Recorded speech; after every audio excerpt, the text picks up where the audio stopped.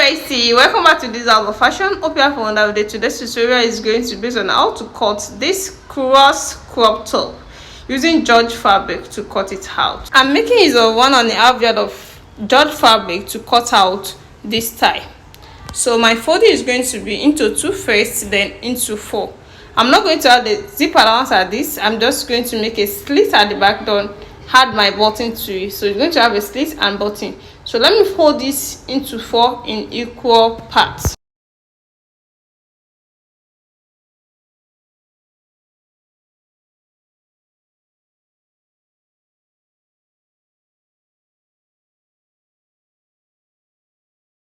This is after folding it into 4. As you can see, this is into 2, then into 4 equally. Then I'm going to take my shoulder measurement. The George fabric comes with the lining or facing under it, because my client have already used it to sew euro already, as in wrapper. He has already used to sew wrapper, so I'm just cutting it directly. I don't want to remove the facing. You can see the facing is the one that is army green color. So I'm cutting it like that. I'm not going to remove it. So that is 8 inches for the shoulder, then 3.5 inches for the neckline. Here is it. Then you can see I've already taken my shoulder slant of 1 inch. Then I'm going to take it down there to shoulder slant of 1 inch, like this. After this, now I'll now take my armhole measurement of 8 inches from here. Armhole 8 inches. Here is it. Then this is the line I'm taking my bust measurement, and this is 20 inches for the crop top, because the normal half cut here is 17 inches, so I'm adding 3 inches to it to make it 20 inches. The bust measurement is going to be 44 inches. That is 11 in 4 places. It's going to give us 44 inches plus 1.5 inches of seam allowance. Here is it. Can see. I'll now go ahead now and take my waist measurement of 38 inches. That is 9.5 inches in 4 places. Is going to give us 38 inches. So with the same inches of seam allowance, as you can see, then I will now connect them together.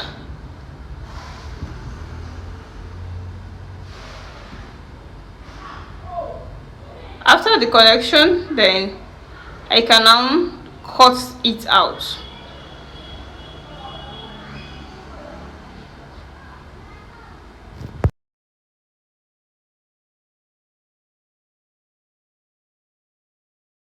Now I want to reduce the shape of the armhole by taking 1.5 inches up and at this side to 1.5 inches. Then I'm going to connect them together. You can make it of 1.5 inches. You can make it of 1 inch. It depends on how you want it to be. But yeah, I make it of 1.5 inches. Can you see? Then I'm going to cut it out now.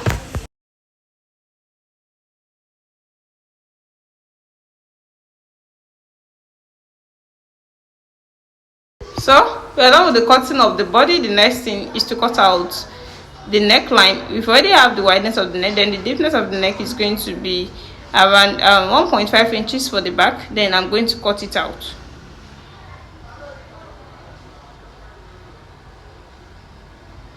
As you can see, then I can now open it and cut out the front neckline to be more deeper than this. So I'm going to go down with 2 inches. That means 2 inches plus 1.5 inches, making 3.5 inches for the neckline of the front. You can see. Then I'm going to cut that out too.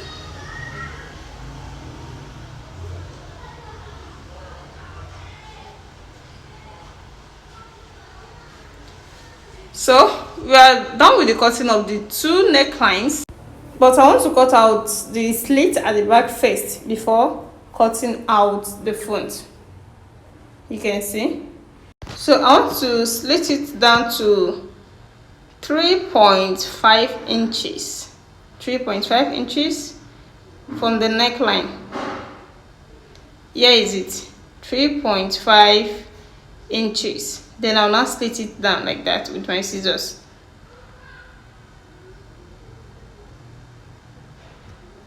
So that means we are done with the back as well. So it will mean the front. Let me keep this aside and cut out the front.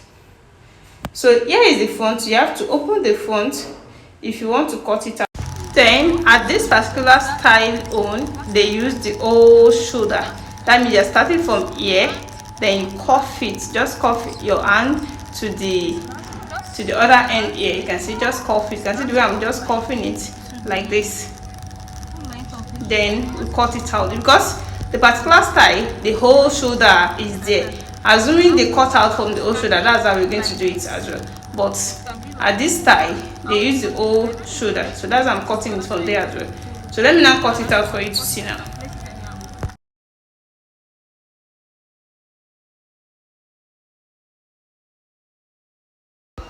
I'm done with the cutting. This is how it's going to look like. Then you're going to use this and face the other fabric that you're going to put down. You see the way I'm going to do it now. You can see the way I did it now. The right side is facing the right side, so that is how you're going to cut it. You don't do a mistake. Once you made a mistake by cutting this, it's going to be the same way, so you cannot cross it on each other. So let the right face of the one you cut out face the one you are placing on the table. Let the right face each other, then you cannot cut it.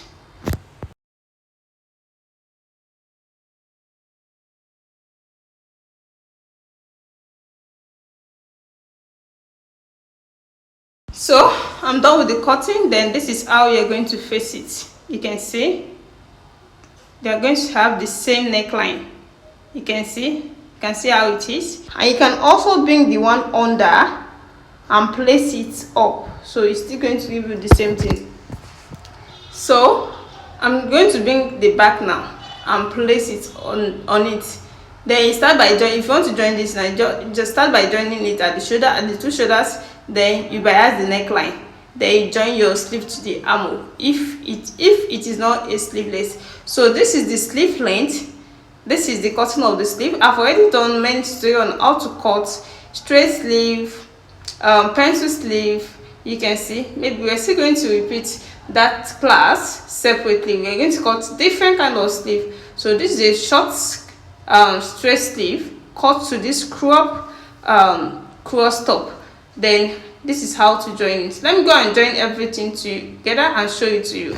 Welcome back. Here the finished work so far. You can see the neckline. I do the hemming of the neckline. After biasing it, I didn't stitch it second time. I only do the hemming. You can see the overlapping part. I bias everything here.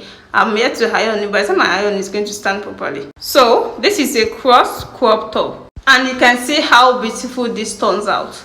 If you are watching me for the first time, please subscribe to my channel for more amazing tutorials. And for those people that have already subscribed, I really appreciate you guys for watching my video. Always see you in my next tutorial.